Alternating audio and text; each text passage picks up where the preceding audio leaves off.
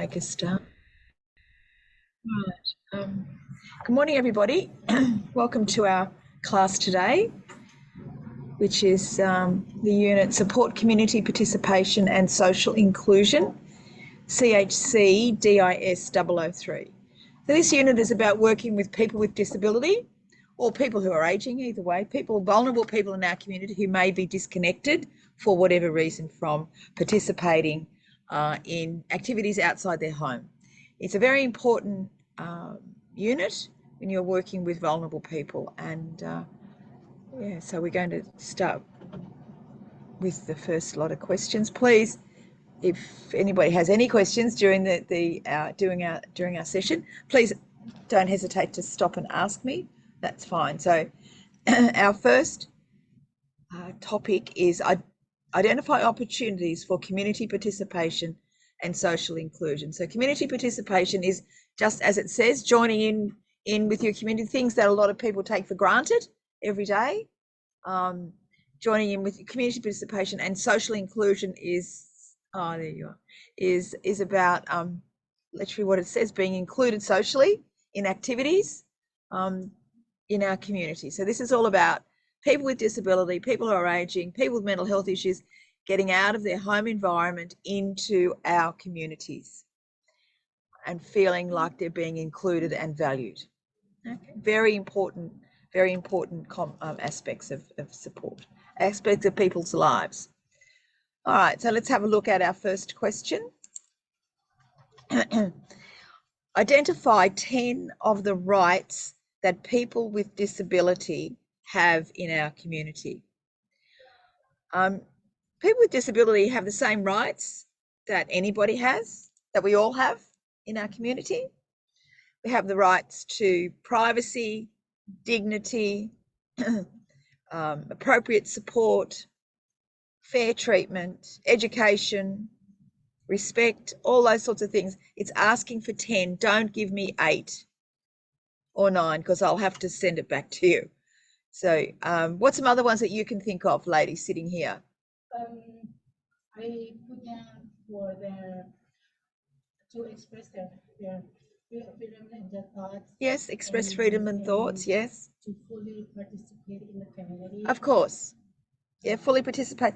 And also to be respected, to be heard, to be able to make complaints, all the sorts of things that every other person in our community has the rights to do. People with disability have the same rights. Access to services, privacy, self-determination, which means that put them in the driver's seat of their lives. All those sorts of things I'm looking for in your answer. So 10 rights. Don't give me 8 or 7 or anything less than 10, because I'll have to send it back to you. Thank you. Our next question, some of these you'll find over time that some questions are repeated in different ways in different units. The answer, though, is still about the same. So it's about reaffirming that you do understand whatever the concept is that's being explained. That's why the questions are repeated. Some people go, oh, I answered this last time.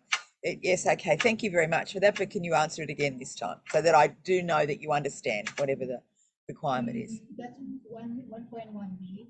We're on that. I am on that. Okay. Yep.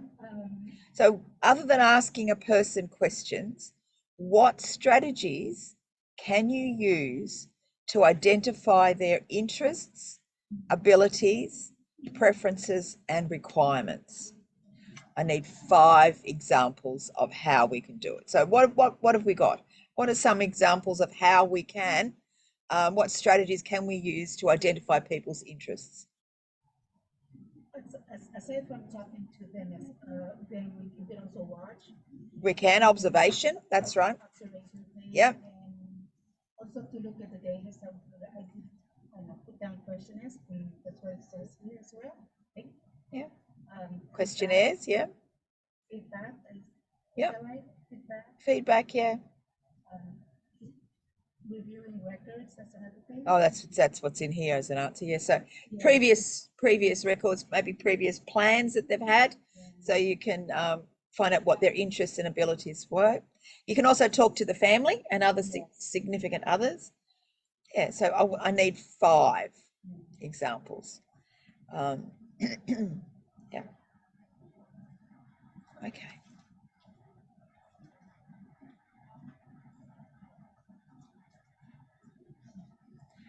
Our next question, where can you locate information about options for community participation? So these options might be classes, could be days out, could be all sorts of things. Where can you locate information? The very first idea that comes into my mind is to go to your organisation's database. Your organisation should be keeping track of what is available in the community as far as activities is concerned, whether it's line dancing classes, whether it's men's sheds, whatever it might be, your organisation should have a database. If you are an independent worker, then you need to develop your own database. A really good resource to us here on the Gold Coast is the Gold Coast, excuse me, the Gold Coast Library has some good resources. Gold Coast City Council has an area you can access where you can find out what's going on. Definitely Gold Coast City Council. They run a lot of community-based programs that are very well priced. Anything from yoga on the beach to aqua classes in the pools are very, very reasonably priced. Gold Coast City Council, you go on the website and they'll tell you what they're offering under the Active and Healthy program. Maybe you could also ask other staff that you work with whether when they've had success with having one of their clients join in the program. I also insert the, is that like to do with pamphlets and newspapers and... Yeah, you can have a look around. Look, you go to the library and there's all sorts of, our libraries have all sorts of pamphlets. Yeah. That's exactly right. Any kind of information like that. Is someone on Zoom? Someone called and yes. There's a, what was the girl's name? Zoe. No, I don't. V. V Kerestes. That's her nickname, Zoe. Okay, she's here. Yeah, that's right. I don't know whether she's. Oh, thank you. I would have done that for you too, a bit later. Okay, so there are all sorts of different resources that you can use in order to find out what's available in our community. And there are, honestly, there are plenty of activities available in our community. Our next, one of the things that I have yet to tell you about is you can access the internet. So you can, in inverted commas, Google to find out what particular, if your client has a particular interest, like maybe in painting or something like that, or tap dancing, or you can actually put a Google in and find out what's around. Now, our next question is important. How can you make sure that the information is accurate and current? You need to look at what you find. Don't just believe that everything is operating right now. You need to really do your research properly. Make sure that whatever information you found has been put up by a legitimate operator. There's lots of scams and stuff out there. So you'd be looking at government websites maybe, and certainly our Gold Coast City Council, Tweedshire Council, Brisbane City Council, all the official, Ipswich, all those sorts of things, Logan. Go to an official area. Don't just, when you Google something, all sorts of things will come up, but only use the things that you can actually verify as being accurate.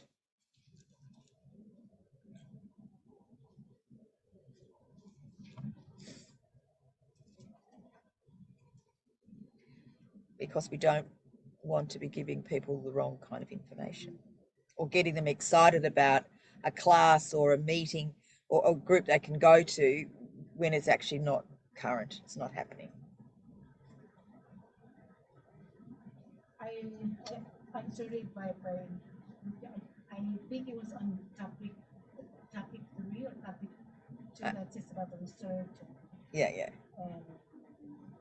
But for us living here on the Gold Coast, and probably in any other area of Queensland, our local council really puts a lot of effort into providing activities, linking people in the community.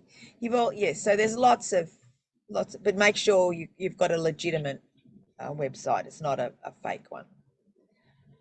Now, our next question is about, now you found out the information, how are you going to tell your client? How are you going to tell your client about it? And how will you make sure that they understand? So this question is asked in a number of different units in different ways. And I've got students that say, oh, well, I'll just tell them and if they look at their body language. But my response is, what happens if your client is non-verbal or has an intellectual disability? So there's got to be different ways. You have to explain the information to your client the best way that meets their needs. So we'll have them, okay, you can talk with people about it. You can demonstrate, you can show it. But if that's not the answer, then we need to find out other ways. If somebody is non-verbal, will they understand sign language or braille? Address your client in the way that they understand. And you would know them because this is your client. Maybe you've got to speak to the family. Yeah. Okay, and let the family understand. If your person has significant intellectual disability, it might be the family that might make the decision, if that's how it works out. So how would you convey the information to a person with disability?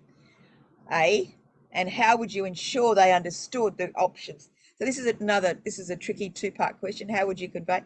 The answer that I would like to see come through is that I would convey it in the means that they will best understand, whether it's through pictures, whether it's verbally, whether it's using sign language, whether it's talking to their family, and how can you ensure they understand options?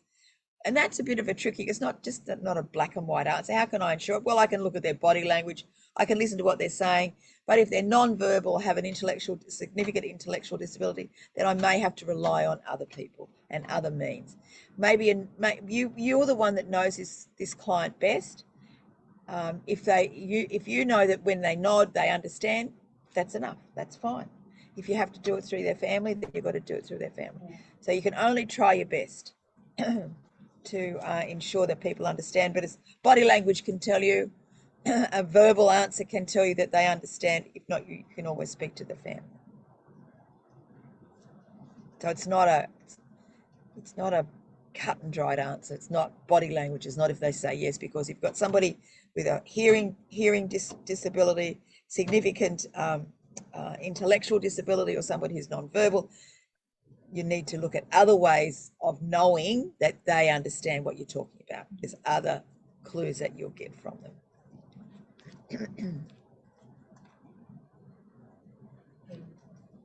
Okay. Our next question asks for an overview of 3 main principles in disability support and any vulnerable people that we might support in the community. Strength-based practice, person-centered. That's really nice.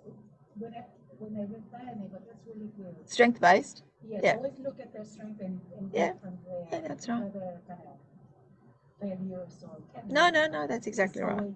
It's good. Looking at what they can do. So we want strength-based, person-centered practice, and community or social inclusion. I need to have 3 different answers for these. If you make a heading number 1, strength-based, tell me what strength-based practice is. And essentially, as we know, it's about looking at people's strengths and valuing them rather than finding barriers for them not doing things, right? That's in essence is what it is. You can expand on that if you like, I don't mind. Person-centered practice puts the person, it's just as it says, puts the person in the center of your practice. It's not about when you want to go shopping or when you want to do, it's about your client.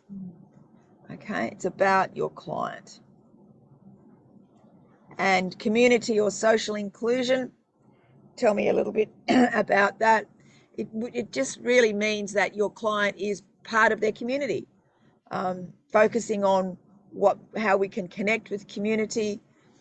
And actually, social inclusion I believe empowers people with disability. It shows them what's happening out in the world, and they can get an understanding and become accepted in their community.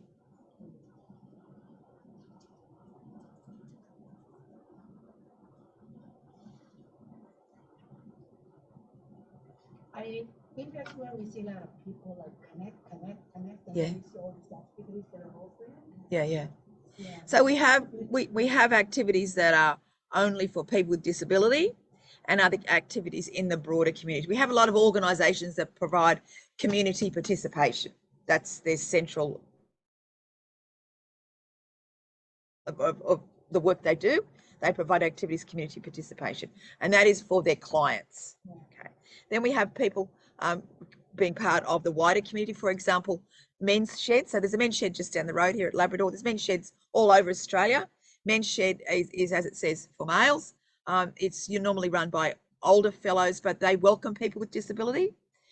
So they can teach them all sorts of skills around repairing and making things. There's one, you can just pop in and talk to them, and normally quite welcoming, but you can go on the website. So things like that. We have different kinds of activities, some that are run by organisations who support people with disability and it's for their clients. We have other activities that are in the wider mainstream community that are available to everybody. So you've got a whole range of decisions that can be made. Now, thinking about that, 5 examples of resources that a person might need in order to participate in the community. So a resource can be, in a broader term, can be person or a thing is a resource. Now, for somebody, in order for them to access the community, they will probably need a staff member. So that would be a resource, a staff member to help with them. To help them, they might need transport. Probably will need transport is a resource that they will need in order to access, in order to participate in the community. Whatever the activity is that they're going to, there might be a charge. So they'll need to have some financial, some access to their finances. They might need, if their mobility is poor, they might need a wheelchair or a wheelie walker, something like that. They might need help from their family. Certainly I would say the minimum that is required is staff and transport. Staff and transport is the minimum that's required, and then finances. The NDIS might pay for. The NDIS can't be expected to pay for everything. People with a disability do have income, independent income. So yeah. They have the same needs in order to access the community as anybody does. We all need transport. We all need to be able to get to where we want to go. We don't always need staff, of course, people to go with us, but we'll need the money to pay for whatever the activity is. Basic needs that we have, yeah.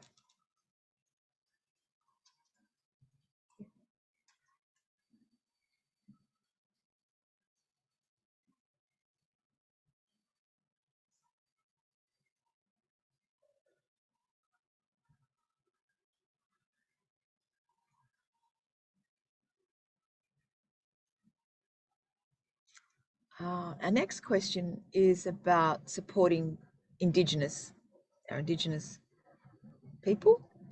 What agencies, services and individuals, which is just the word for person, might be able to provide information about Indigenous cultural issues? There's a lot of resources on the Gold Coast, the community organisations.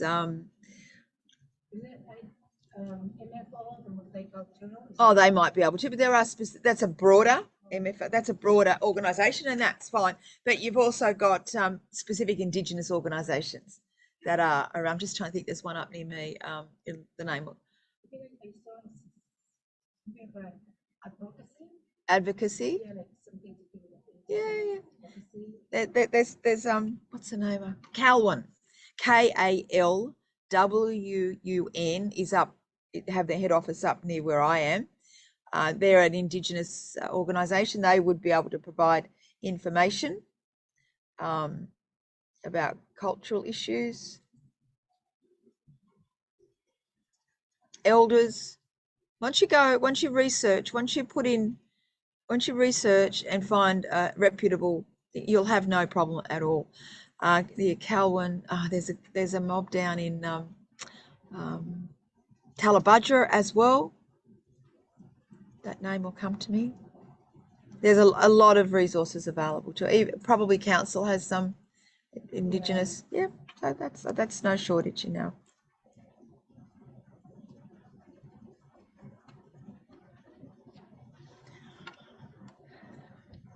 No shortage of availability of information about cultural issues for Indigenous, for people supporting Indigenous people. Yeah. In tape, there's this also like part that says about and also have a counselor. Probably, yeah. And it said if you have issues or to do with the culture. Yeah.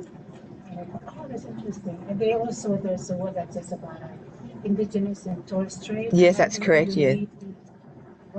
ATSIC, ATSIC. I'm learning these. Good. Okay. Yeah, there's quite a lot of information around. It's just you need to know where to look. But there's a lot of organisations that will support cultural issues with Indigenous people on the Gold Coast, well, anywhere really, lots of different places. Our next question is about service providers. So why is it important that service providers take cultural issues into consideration when developing and implementing community integration plans? So because it's really about respect for your client. Different cultures have varying values, beliefs and things like that. So we need to be respectful and inclusive of our clients by researching what is appropriate for that person's culture when we're talking about accessing the community. We need to do that to be respectful. Have a holistic look at that person. You don't want to offend them.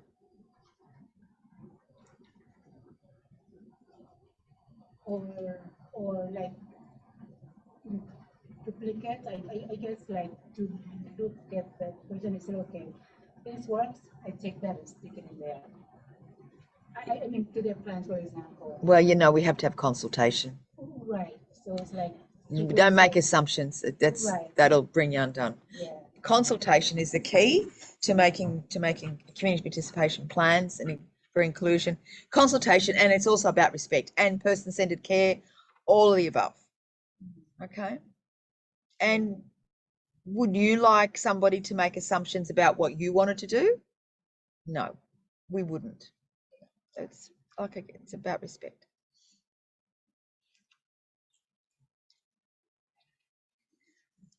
Interesting. Yeah.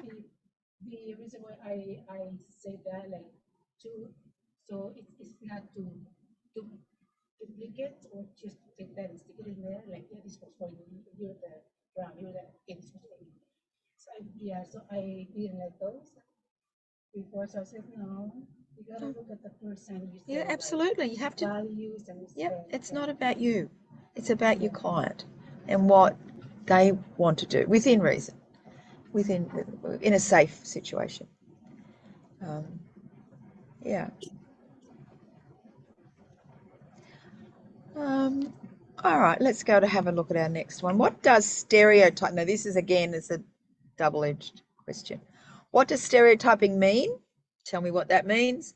Why is it important that although cultural issues must be taken into consideration, service providers avoid stereotyping and making assumptions about clients based on what they perceive as clients' cultural need? And this goes back to our conversation just now. We're supposed to be doing person-centered care.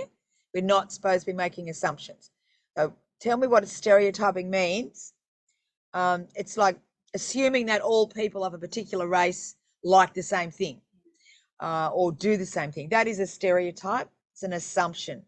It can be a very negative thing. People can be Yeah, it can be very negative. Stereotyping can be very negative. Yeah, so just tell me first of all what you believe stereotyping is, and then the second part of the question is easy to answer because it's all about person-centered care and not making assumptions. You cannot make assumptions based on stereotypes. So stereotype can be negative.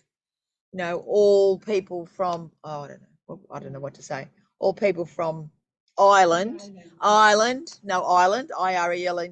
drink Guinness. That's not true. They don't all drink Guinness. All people from Ireland eat potatoes. No, that's not true either. We can't never say all people from anywhere do the same thing because everybody's individuals. Yeah, yeah. So all people from New Zealand like to dragon boat. No, they don't actually. They don't all do dragon boating. Stereotyping is not a positive way to view people.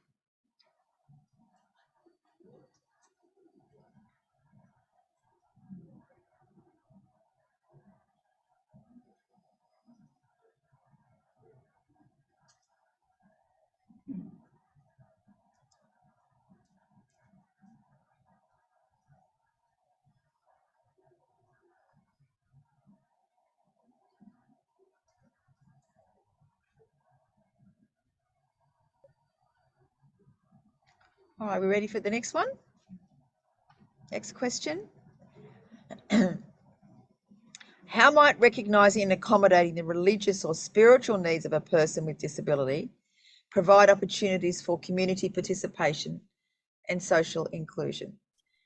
Whether it's about recognising and accommodating their religious or spiritual beliefs, or recognising and accommodating things that they'd like to do, like tap dancing or surfing or whatever. When we do that, we actually help them to associate with people who are like-minded. So if we relate our answer to the actual question, religious and spiritual needs, is when we do that, when we find a church that relates to their spiritual needs and we participate them going there, then they meet people of the same spiritual beliefs. They meet like-minded people. That's how it creates opportunities for community participation and social inclusion. By finding like-minded people, and that may well open up other avenues of inclusion.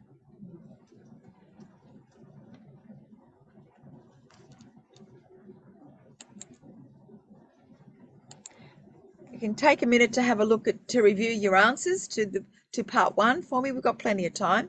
Take a minute to have a look, and if you've got some questions, please ask. I'll stop the recording for the moment. Otherwise, maybe I will pause my.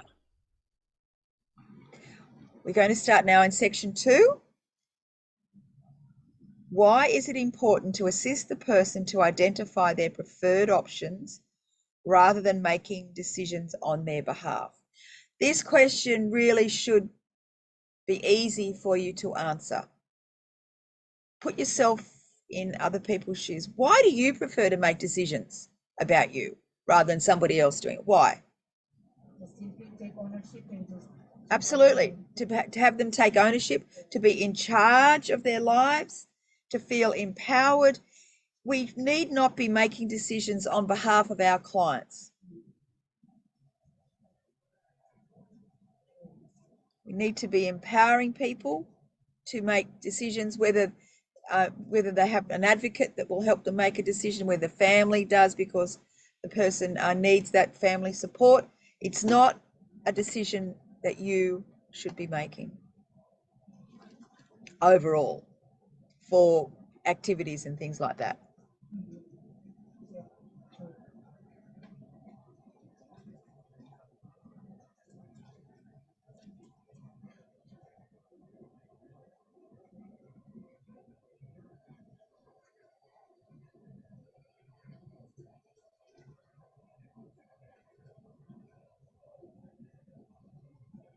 The next question is about clients and they're using technology. to build and maintain networks. So the first thing, of course, that comes into mind is Facebook. Facebook. Plenty of clients are on Facebook. I'm sure there's probably groups around, especially put together for people with disability, people who are aging. It certainly puts you in contact with a lot of people in the community. All right, so there's some inherent problems associated with online technology, but it just needs to be managed. Just needs to be managed. So we've also got Instagram, you've got Facebook, Instagram. I'd steer clear of TikTok. I'm concerned about TikTok in many different ways. Ask around, ask your client, ask other workers that you work with what they've come across as far as using technology to help people building and maintaining networks. Most people have a phone now, so you can SMS and things like that. So technology can be used in many positive ways.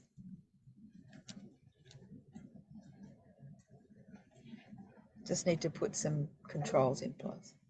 There you go. I just remember there was on the news, I think last 2 weeks or so, it's these scammers or the scammers. Scammers are everywhere. That's right. Internet, and then so ladies, like women, they're heavy, or I guess they like dating you, and they lose their money. Yeah. They send money to this somebody. Yeah, that's exactly right. So people need to be aware of what's out there, and what's out there is not always a positive thing. It's a lot of people whose main job 24/7 is to rip people off. So it just it's tricky. It's really tricky.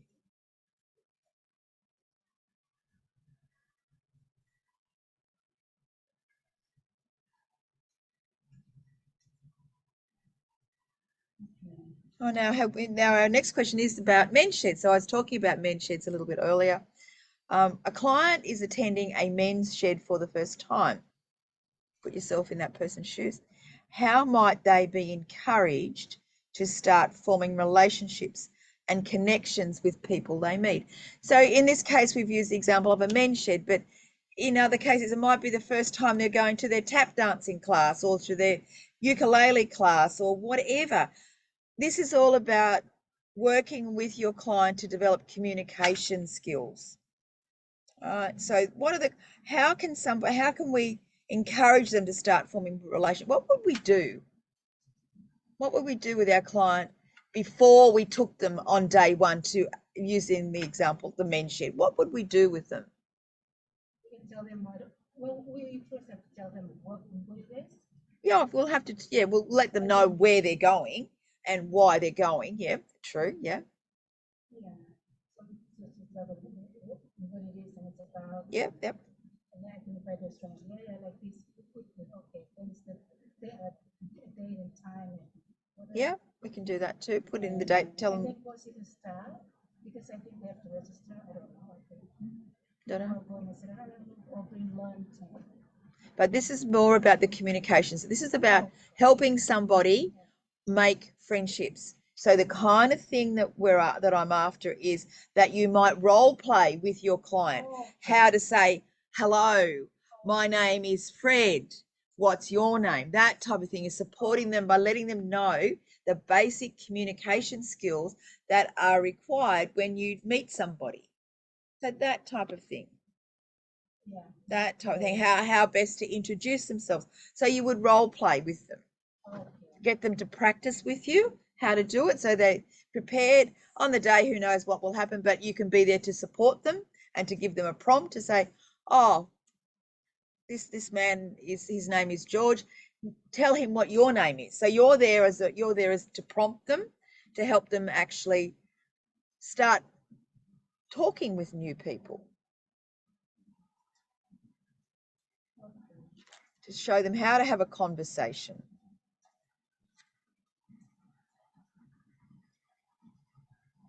And then also use the proper words, I think.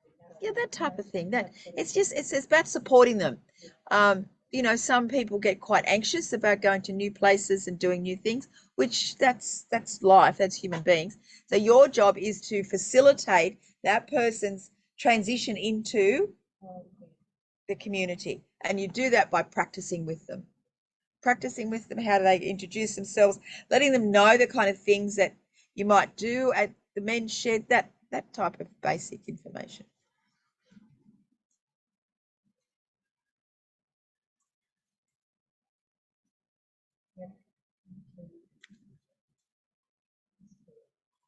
Help make transition. Yeah, that's right. Connect them. So let them know, because some people with disability have, or people who are aging don't know the basic, or they've forgotten what the basic introduction is about when you first meet somebody, like making eye contact and telling them your name and just making conversation. So that's part of your job. Part of your job. Role play. Yeah. A role play. Yeah. Get them to practice.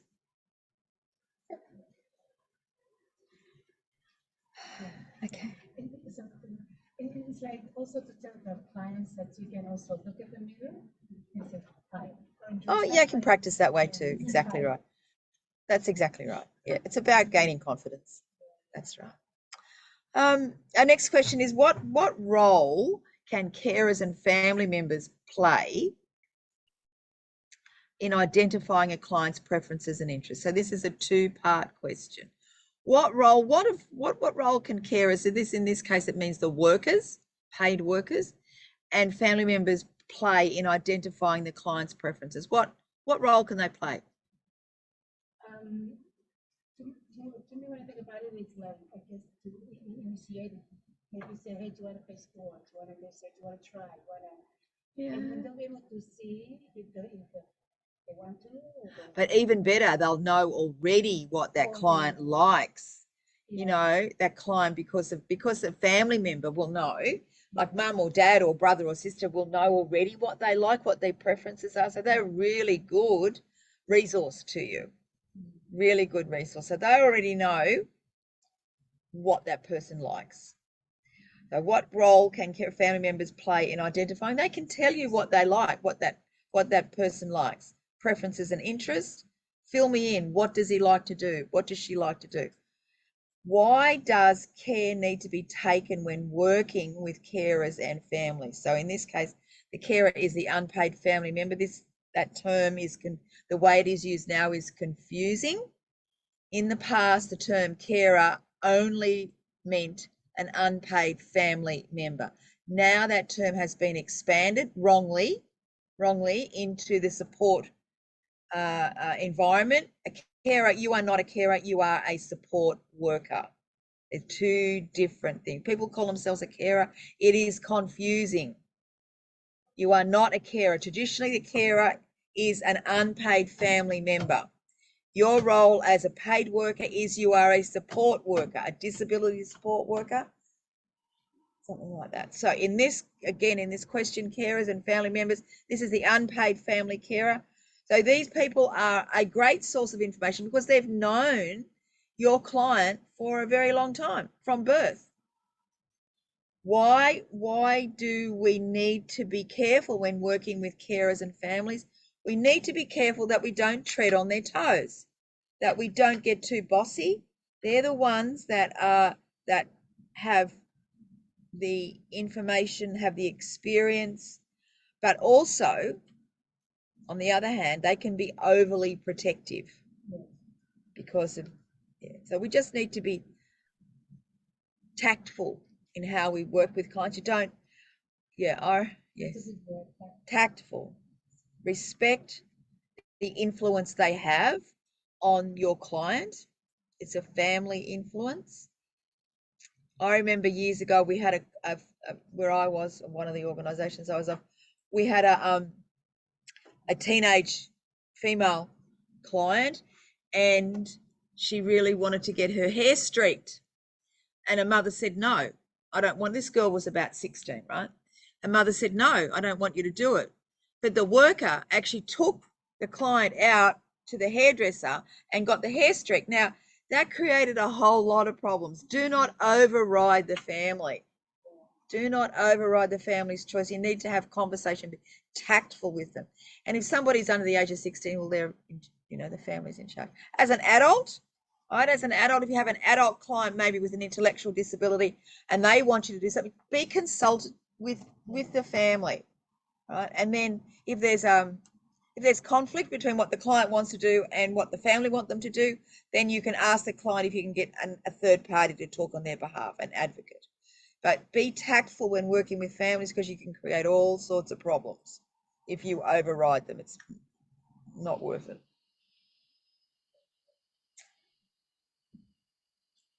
You need them to be on your side, not against you. So can I just say, Yeah. So these, so the carer is still used nowadays or no more, or still The term, a term? in what sense, in what capacity? You mean the paid worker? Yeah. Oh, too many times. This word has seeped into the work environment, and it gives the wrong impression.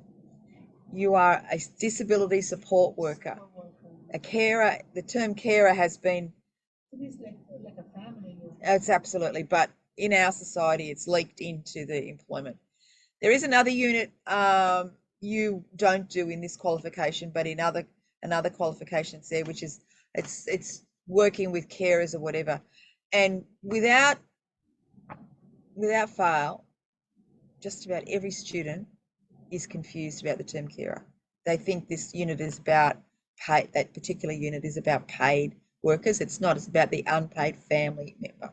That's why we've got organisations called Carers Queensland, Carers New South Wales, because a carer, that's the term, that's the original term to describe an unpaid family member, not a paid worker. Okay, so there's confusion. There is confusion. I prefer people to call themselves DSW, disability support worker. That's the term that you are. That's what you are, not a carer at all, because you get paid. But I'm a bit funny about that. It's confusing. Yeah, because it's support. Yeah, I guess when you say carer, You're not a carer. Let's say me, I was a carer. The word was carer. Yeah, because they said for my husband, and Different thing. Unpaid. yeah, Unpaid family member is the strict term of the yeah. And then somebody said you can go to Senior Link and apply for something. Correct. Okay. An allowance or the pin. That's Yeah, correct. so I went and then I was able to get some carer. Correct. Allowance. So correct. I was a bit confused. But you are not paid. You are not. So I said, what am I getting? That was the government paying you. No, it's not. It's a whole different ball game. No, you're a carer. That's fine. But if you are employed and paid via the NDIS, you are a disability support worker. Okay, in my view. Yeah. Because I'm old-fashioned. Because it does create confusion. Yeah. So I said to this friend, I said, I think I'm gonna go back. So I also told my husband, I think I'm gonna go back and say, no, it's okay. I can just work at home. It's my job. To be a carer. That's my husband. No, you can be financially supported by the government to do that. Yes, and then this was really sounds funny. But I don't want to take advantage. I don't want to be like seen as being lazy.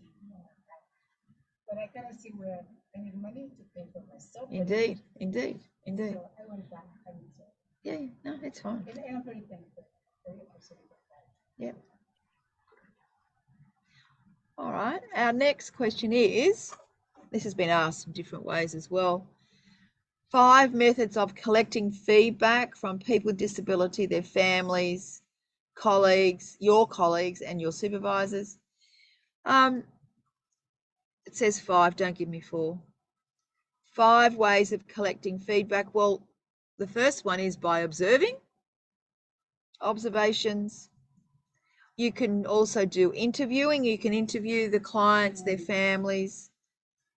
You can have surveys. Send out feedback forms. That happens all the time. Whenever I go anywhere, I always get a feedback form.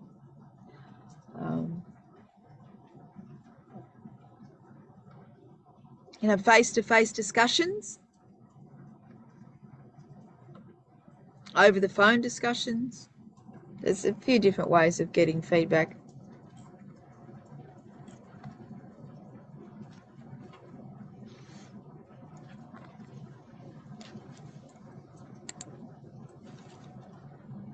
And there's also to do with a questionnaire or something. Yeah, questionnaire Organization. can be in writing. So you can have your feedback in writing via a questionnaire or a survey, or you can do it over the phone. Do it over the phone. Yeah, so there's all different kinds of ways.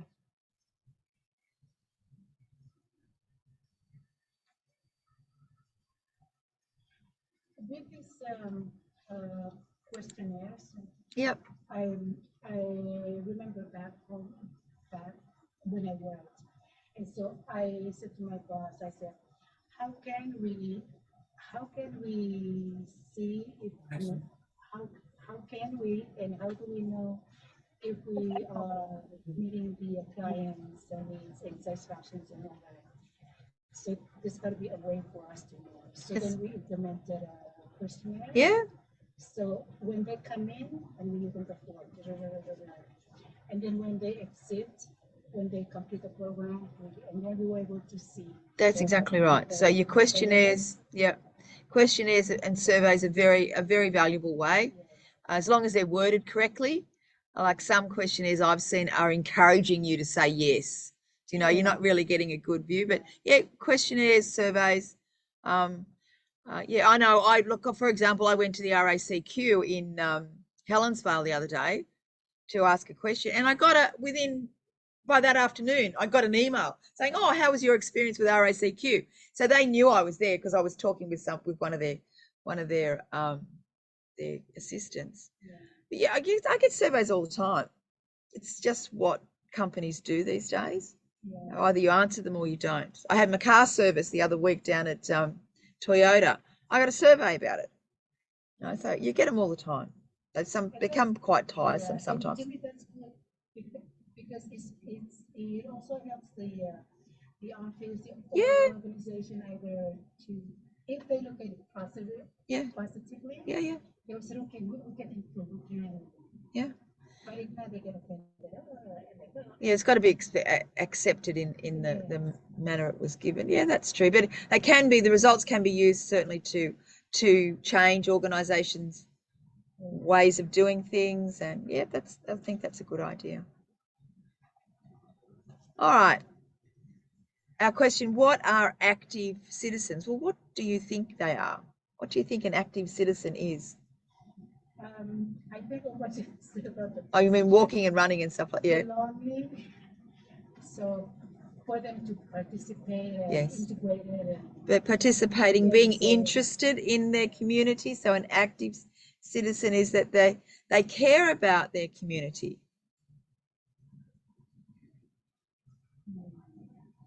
They like taking part in different things going on. So active citizens are involved in their local communities.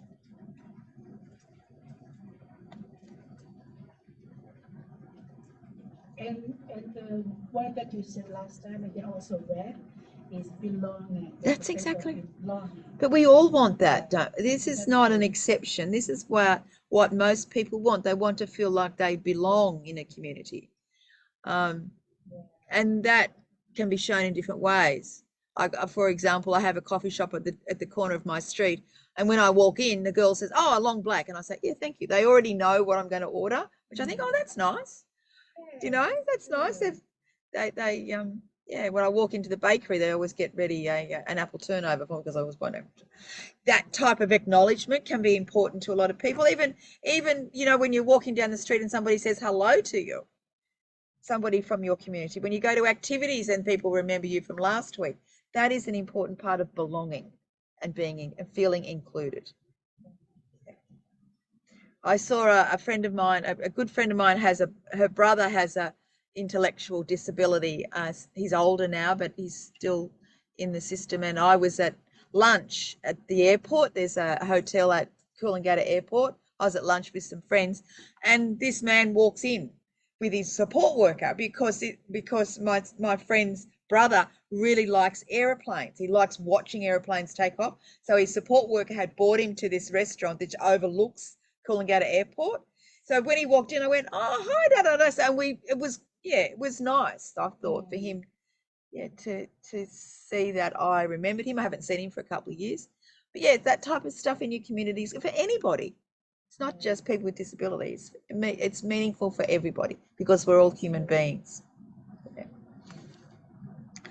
Our next question is about your client is going to have a meeting with your manager so that we can have a look at how the community participation and inclusion is going. That is, in essence, what that question means. So sometimes we will do this, we'll review and get the client there so they can give feedback on how it's all going.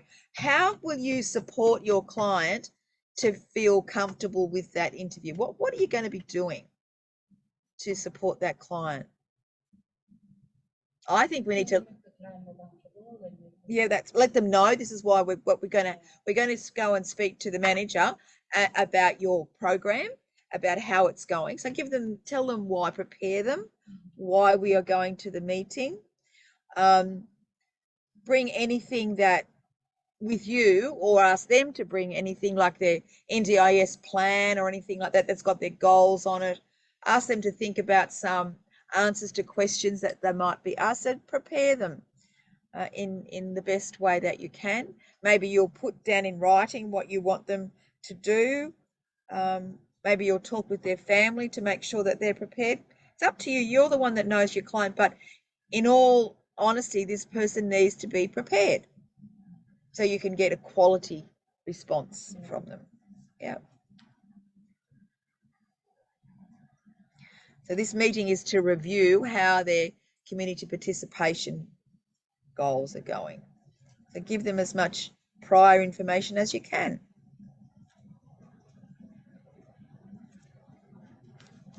In all fairness, I would not like to have a meeting thrown at me and I not know anything about it. This is about respect and giving them a time to do preparation, and then you will get some quality answers back. You will really know what's going on from their perspective.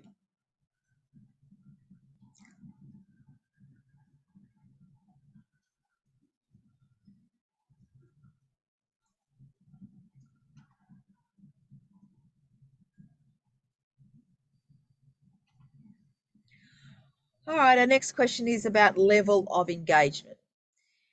It's just flash term. That means how involved is anybody? What's their level? For example, I'll put it in context. Level of engagement. How often are they going out into the community? How often are they meeting with friends? So it means how involved are they? When they were out, did they talk with people? Did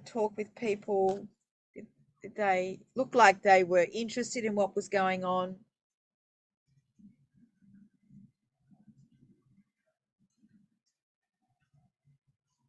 I think of also like for example, like the agency who have the sign up sheet for one of the there. Yeah, that we walk in and then we sign. Oh, your attendance sheet. Yeah. Yes, the attendance sheet. Yeah. So the agency or say the worker would know how involved is the client. Well, you do a shift report. So what the requirement is that you do a shift report to have on record what happened on that particular event. So you would, if you weren't the worker on that, if you're the worker that's been chosen to accompany your client to the meeting, because your client may have more than one worker, probably has more than one worker, then you would look back on shift reports to see what's happened. Shift reports that people have done, see what's happened, get some feedback from the team leader if there's a team leader in that situation, that type of thing. So you've got a really good idea of how it's been going as well.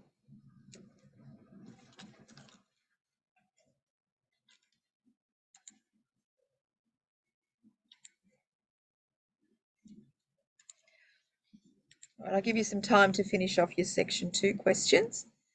Reflect on what you've written and what you might like to change. This is quite a small unit. Thankfully, there's not a lot of questions in here, so we can do it thoroughly this morning.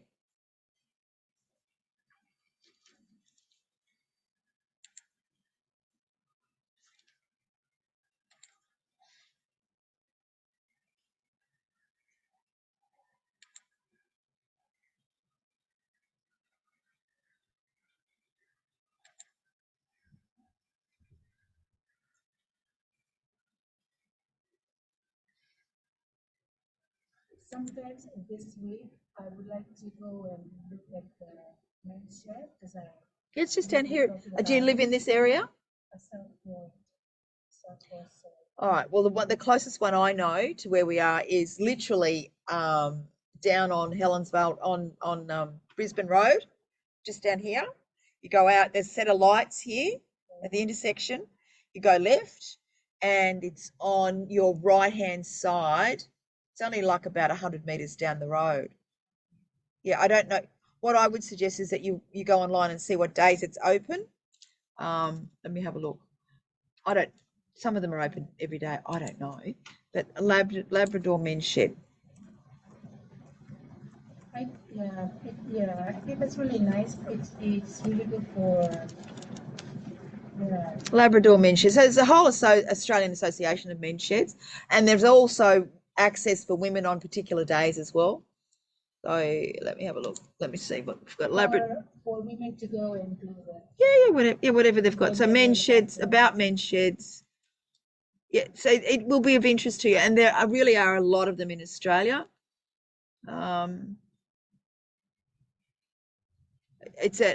Provides a situation where men can meet with other men and work on meaningful projects. I'm on the Labrador Men's Shed one now, which is quite a nice website. It's quite sophisticated, actually. They must have some good funding. Let me see. Opening hours. So they're Monday to Saturday, 8 a.m. to 12 noon at Labrador. But you would go online and have, I know there's another one. What I would do actually would be find a men's shed, go onto there. And for example, I'll put in a postcode 42009, which is further up the coast.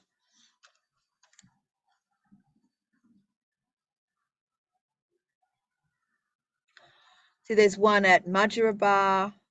Is there any in Southport? Probably. Let me have a look here. What's the postcode of Southport? 4215. 4215. Search. I know there's Pimpamar, there's Labrador. Wait a minute, Labrador. Ashmore. Nerang. Burleigh. Oxenford. Yeah, that's the one. Gold Coast Woodturners, that's popular. But maybe not Southport. I don't know. Yeah. Pimpamar. I know there's one at Pimpamar. Currumbin, Tambourine, Canungra, Tweed Heads. Yeah, they're all over the place. But the one just here is only open in the mornings, 8 till 12. But you could just pop in and see what they're doing.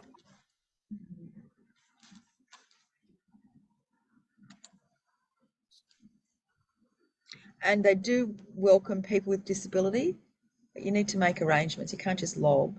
That's disrespectful anyway. They do welcome people with a disability. They welcome younger, like teenage.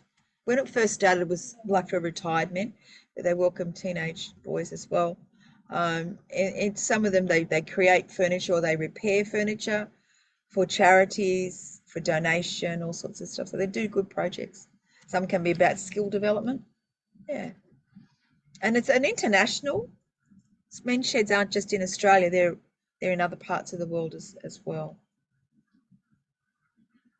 I think that's really good, Miss Pam, because I think of also like how there's a lot of youth problems, or say there's a lot of youth. There are problems. So if there's somehow connections and we integrate the youth and find interest and plug them in,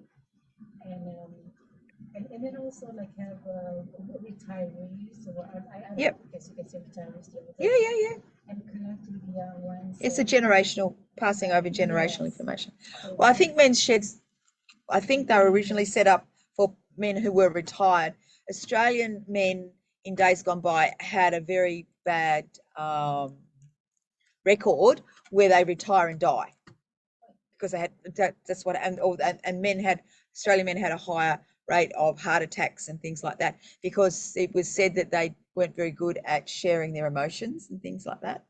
So men's sheds were set up for retirees to come together so they could actually debrief with each other and form friendships. And in days gone by, truly a lot of men would retire and literally die the next year because they didn't have anything to do. So that's happened quite a bit in days gone by. So that was the original, I believe the original plan was for retired men, but it has expanded its role now, which is good. It's good. And I think Oxenford has a women's shed. Oxenford has certain day, I think it does, but don't quite, I'll just.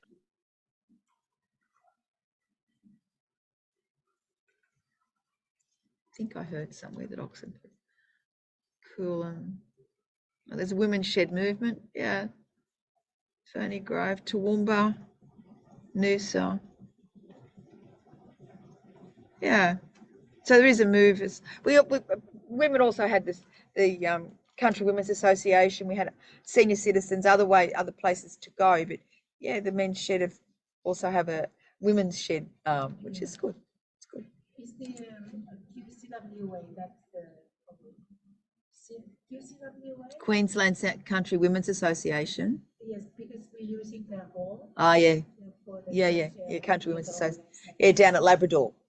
Southport. Oh, okay. There's one opposite. The Chinatown area, or say Chinatown area. Oh, I know. Yeah, in town. Okay. Yeah. Or across the library. There's one down the Broadwater opposite. What's that fish and chips shops? I'll think the name of it. Yeah, there's one opposite there that's used for activities and things like that. Yeah, so Country Women's Association. Yes.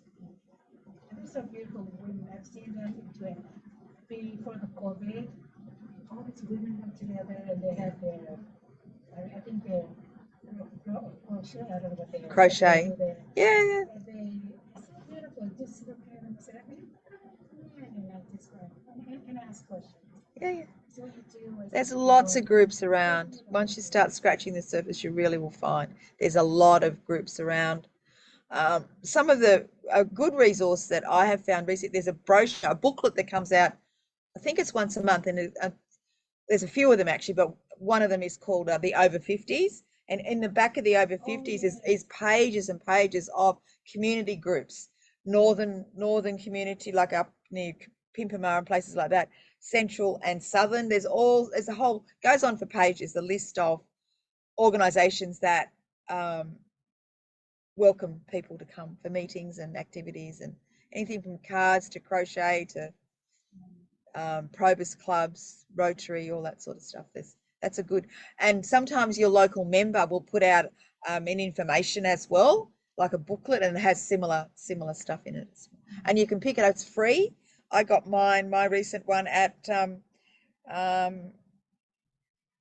my coffee shop, my local coffee shop. They had it there. So they get distributed in all sorts of it. But that's a good resource to find out what's going on if you've got older clients as well. All right. Are we ready for section 3? Is that a yes? Yes. That's a yes. All right. Explain how risk is a barrier to community participation and social inclusion.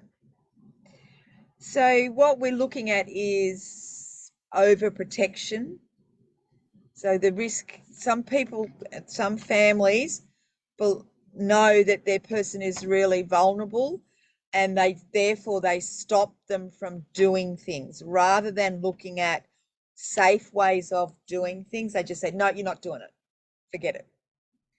I'll give you an example. I had a client a number of years ago where I was working, a young man with an intellectual disability, and he wanted to jump out of a plane. He wanted to do skydiving. And that was one of his goals. And I went, yeah, okay, that's fine, but that's not something we can do because we don't have the risk mitigation. So I sent him to an organisation whose business is jumping out of planes. So you can do, there's ways around things.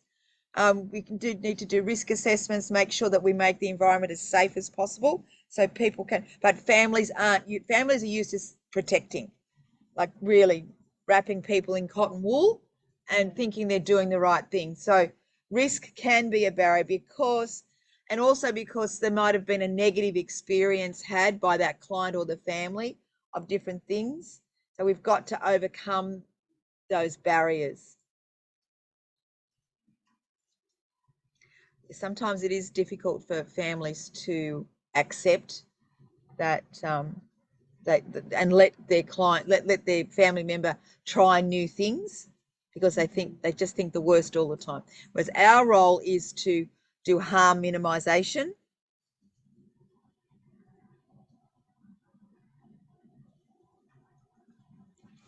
We can manage as best we can as an environment that the family may think is risky. I also had clients who wanted to go canoeing. So, I mean, there's risks involved in canoeing, drowning, obviously. So we did a risk assessment. We bought PFDs, which are flotation devices. I had staff go there that were experienced canoers. We only went in shallowish water. There were ways to manage the situation so the client still had a quality experience with canoeing. Yeah. Like, we didn't put them in a canoe on their own and send them out over the break. We didn't do that. We managed it in a smart way and talked with the family. And yeah, that's right.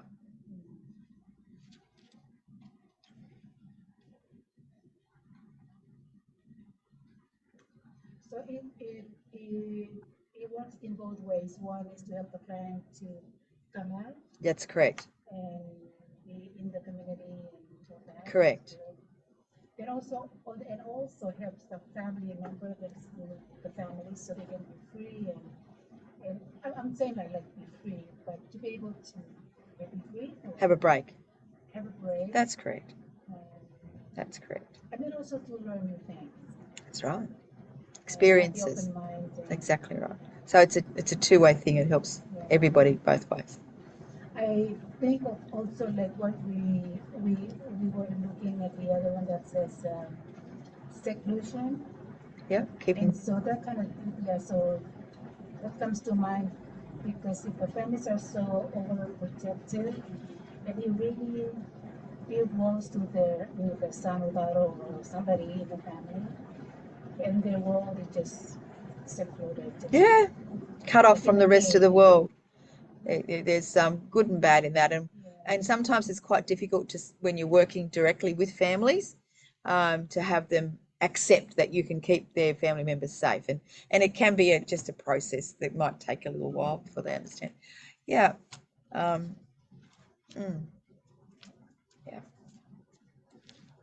Now our next one is draw a flow chart. Don't get too excited about it, please. Just all I want you to do is there's actually 6 steps in the problem solving process. Find out what those 6 steps are and write them down in where the part where the answer is. Okay. Flow chart should elaborate on these 6 steps. Step 1, problem orientation, problem definition, generation of alternative solutions, decision making, implement that solution, trial it and monitor it, see how it works. So just put those 6 things, and there'll be information in your text or anywhere else. Just don't do a flow chart, because just do step 1, step 2, that will be fine, which it is actually a flow chart. It just doesn't have the.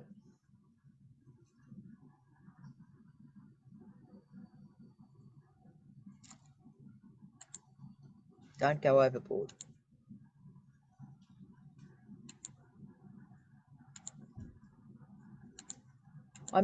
Talking about going overboard, I marked some units on the weekend, and there are some students that think that the more they write, the better it is.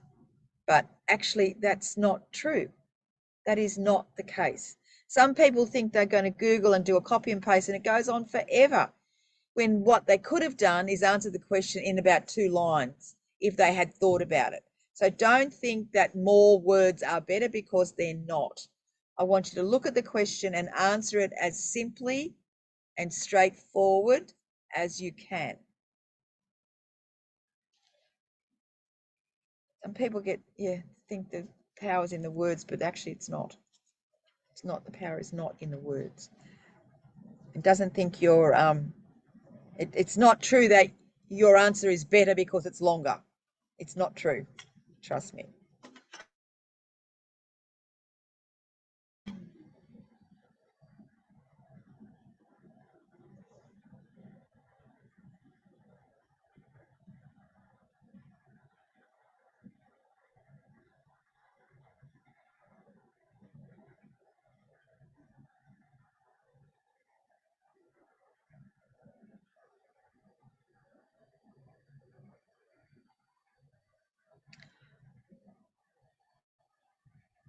What might you need to consider when implementing strategies to address barriers?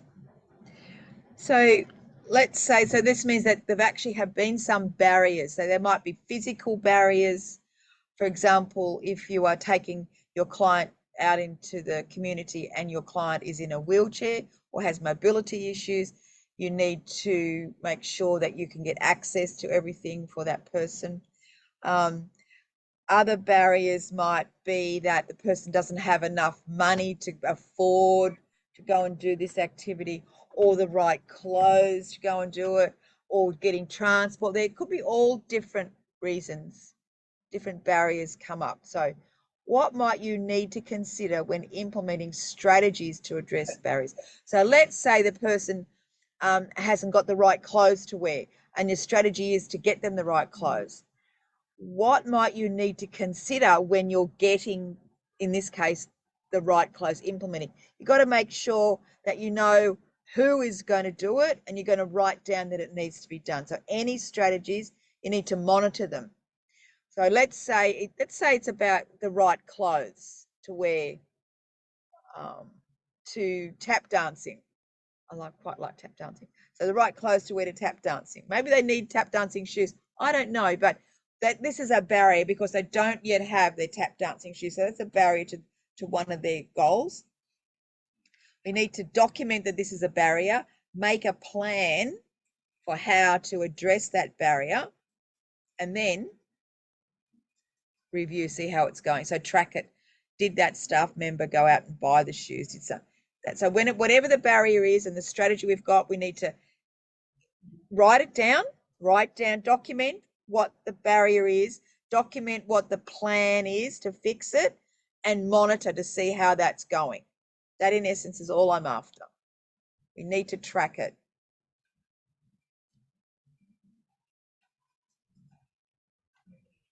We need to keep a track of what's going on.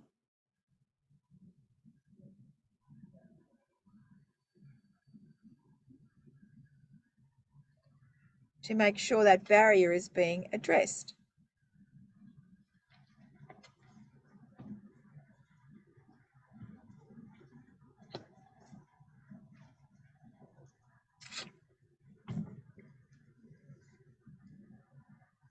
So that it can be resolved.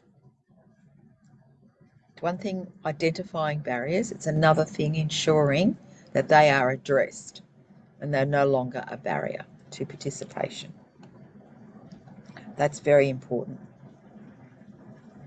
That's why you're there.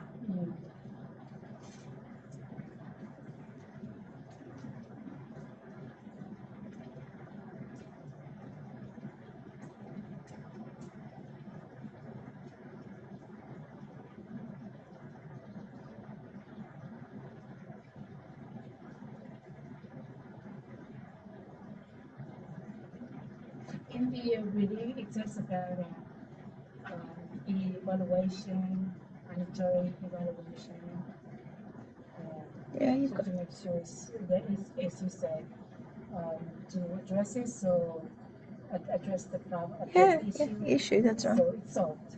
That's right. So it's no longer a barrier. Yeah, That's no longer a barrier. That's right. It's no longer a barrier. So if you think about, you've got a client who wants to do tap dancing, they don't have tap dancing shoes. Well, then that is a barrier to participation in that goal. So you need to implement a plan to address that barrier. I know it sounds very formal, but sometimes we've got to be formal. So if you just write it down and then track the progress, get somebody to go and get the family maybe to buy the shoes, or to have a worker take the client to get the shoes. find out who, first of all, what shop sells shoes, tap dancing shoes, that type of thing. So there's research, there's stuff to be done in order to address that barrier. Yeah. Okay. Rather than just saying, oh, it's all too hard, we're not going to do it. That's not what the point of the whole exercise is.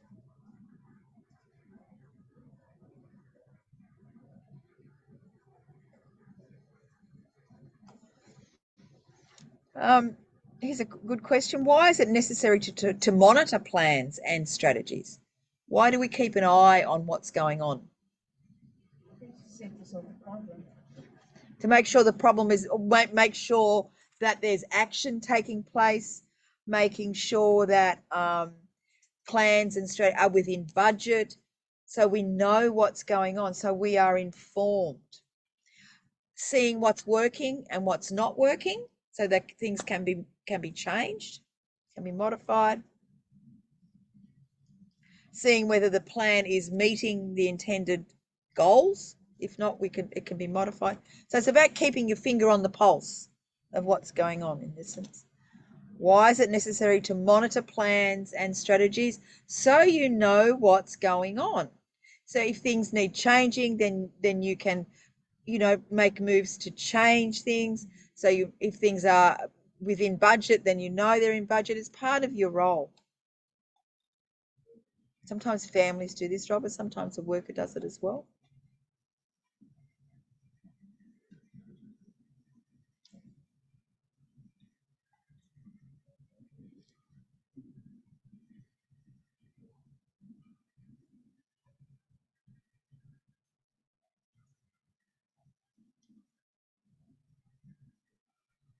We're always open to the new ideas so that the clients can achieve their goals. Oh, well, I think you need to be embracing of people's, because it's not about you.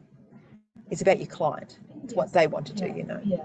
That's right. So you need to, but it's part of somebody's role, actually, maybe to refer to the support coordinator or the team leader or the parents about making sure we're within budget. That's important. So little things like that. Are the goals being met? Is the person still happy with the goals? All that type of looking at what's going on. Yeah, being informed. So, like in terms of technology. Yeah. So, example, like it says for somebody who has quadriplegia. Yep. Yeah. And so if there's a new technology or new medicine or something that may help the person to be able to achieve their goals, and so along with that path, and there's something new, and you're right, always consult, always inform. Well, you have to still work within your scope of practice too. Right. So you might, let's say, talking about what you just said about, you might hear about a new medication. You actually can't do anything about it. Right. The best you can do is either talk to the family and do nothing. It's not your job, or talk with your team leader. Yeah. So investigations can start, but it's not your job to do anything more than that. Just, it's not within your scope of practice. You'll be breaching all your stuff. So yeah, if you find out about something, I mean, information is always good when it's shared, but just be careful about the process that you use, certainly. Also if you hear about new activities that are starting up, and in this context, the context of this, new activities that you think the client might be interested in, you can talk to their family, talk to your supervisor, because often what we've got to do is a risk assessment. Yes. Many organisations, before you take clients to a new area, a new place, a new activity, you've got to go and do a risk assessment just to make sure that you have on file what risks there might be and how we are going to manage the risks. So if you're thinking about taking your client to, down at the Broadwater, they've got inflatable castles and stuff you can jump through in the water. If your client's saying, oh, that'd be a good idea, talk to your supervisor. You need to do a risk assessment on this first before you don't just go there. Go there and do it, because all sorts of things could happen. You've got a duty of care. Yes. In the reading, it is also about about the agencies that, or organizations, they will just sort of like exploit what is there, explore the workers. Oh, well, yes and no. Yeah. It's just in the Okay. So I said, okay, is that, so I can see maybe the workers kind of fall into gray areas. I don't know. Then you need clarification. Yeah, You need to get your team leader or your manager to earn their money. Yeah. I'm hearing from different avenues at the moment that the stock standard answer to everything is, oh, it's choice and control. So I'll contextualize that for you. I was on the weekend talking with somebody who has a client who smokes in bed. Now, that client cannot get out of bed because they have an injury, and the staff are just giving the person the ashtray and the cigarettes and the lighter, and they're at risk of setting themselves on fire. And this person was telling me, oh, everybody's saying it's their choice, it's their choice and control. And I said, actually, it's not their choice and control, because you need, as an organization, to do a risk assessment and to put into place mitigating circumstances to reduce the risk of fire. We all know if you smoke in bed, or when you smoke in bed, there's a chance of setting yourself on fire. You can't just wipe it all off and say, oh no, it's client's choice of control. No, choice and control. If you can see your client is going to use the term choice and control and do something that's dangerous, you need to stop, instead of just saying, oh no, it's their choice. Somebody was telling me they had a client recently that went to Coles, with, and that person bought 24 cans of Coca-Cola, and that person is a diabetic, and the Coca-Cola was full sugar, Oh, it's their choice, Actually, it's our job to manage that. I don't know how you deal with the Coca-Cola thing, but it's all choice and control. So it's like that workers are abdicating any kind of responsibility, which makes me uncomfortable.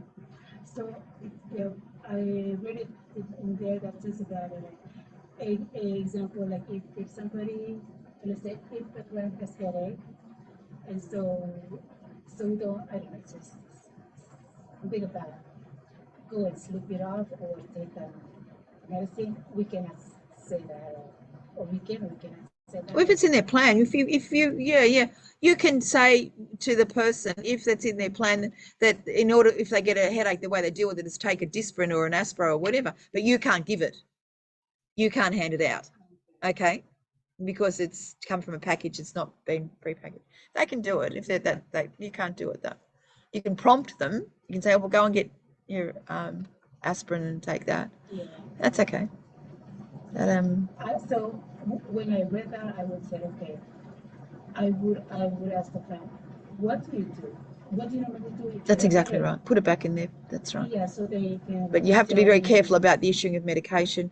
I have lots of students that, with questions like some questions that they answer in different units, not this one. They talk about injections. And I said, you do not do injections. It's outside your scope of practice. Don't give me that as an example of what, stuff goes on.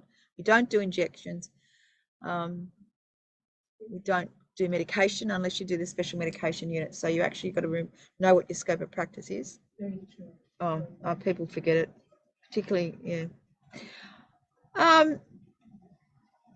Who might you seek advice from when you are presented with issues outside of your own limitations?